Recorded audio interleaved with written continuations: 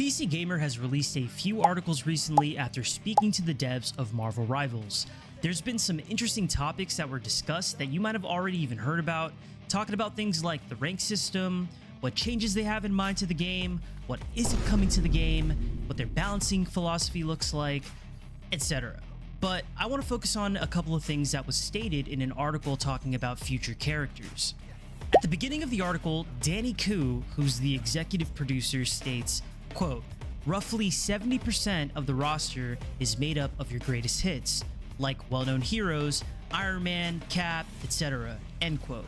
Which is great to hear, because I'm sure many fans of the Marvel franchise want most of it to be made up of well-known heroes and villains. I have a list in mind of many Marvel characters that I would love in the game personally. I mean, I'm still waiting on the edge of my seat for that Ultron strategist leak to come true. But then he also says this, quote, "And then we throw in some curveballs. You might not even know who they are, to make the roster more interesting," end quote. And this is also great to hear. It's how we've gotten really popular characters in the game so far, like Luna Snow, Jeff the Landshark, Squirrel Girl. This is something I really hope they stay true to, because for me personally, the most out of left field character that I would want them to put in this game is Hero and Baymax. This wouldn't even be a reach either to make it happen, since Marvel is owned by Disney and they can incorporate the Disney iteration of the characters. And for their debut skin, they can easily make like a callback to Baymax and Hero's original comic designs, because Baymax was not always the soft and round robot you know, surprisingly. But how cool would it be to see these characters as a vanguard in the Marvel Rivals art style? This will forever be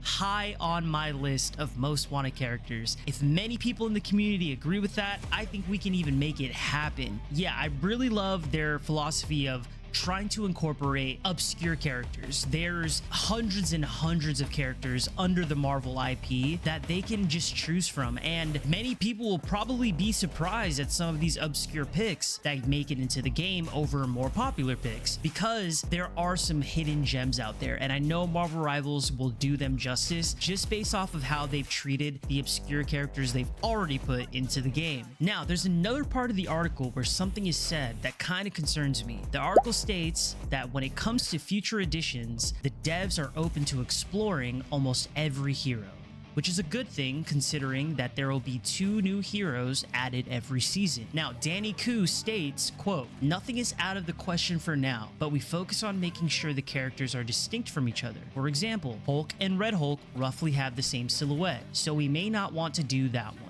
End quote. Now, here is where I'm a bit concerned. I get that they don't want to make characters that can be too identical in looks. Like, they have skins to sell, and if they have Hulk and Red Hulk in the game and people are using their skins that don't represent them as straight up green and straight up red, then there can be some clarity issues. Regardless if they could have different kits and movesets, because while they do look similar, in the comics they don't really operate exactly the same. Like, Red Hulk has some heat elements to his powers, for example. This same logic though can be put on other Marvel characters that are similar, like Thor and Beta Ray Bill, Iron Man and War Machine, Venom and Carnage. And to be fair, for those examples, you can make those characters different enough to still make it work in the game. Like, Carnage can be a more slimmer symbiote than Venom is, and he can use his tendrils a lot differently than Venom to maybe craft weapons and spikes and things like that. Or War Machine can be a lot bigger of a mech suit, and he can be on the tankier side, maybe giving him a shield or giant Gatling guns or something like that. But my biggest concern is Spidey and Miles Morales. Cause sure, their powers are different, but can you really change the silhouettes that much to differentiate the two, other than making Miles shorter than Peter? They have similar silhouettes, even though they don't have complete identical powers. Like, Miles has camouflage and his Venom Strike, for example, but are the devs going to say he might be too problematic of a hero to add because they don't want players wondering if it's Miles or Peter swinging around the map? What happens if they give Peter his famous black suit that I know everyone wants, because every one-trick Spidey that pops up on my For You page has some iteration of the black suit Spider-Man as a mod? We'd definitely be screwed at that point, since Miles' original costume is black. Like, I get where the devs are coming from, but I hope they aren't too strict on this idea and are able to make heroes that are very similar in design still work in their game. Like, I promise that the player base can adapt. I mean, how many petite, blonde-haired white women are you gonna add into the game before we have a serious clarity issue on our hands? Y'all can make it work.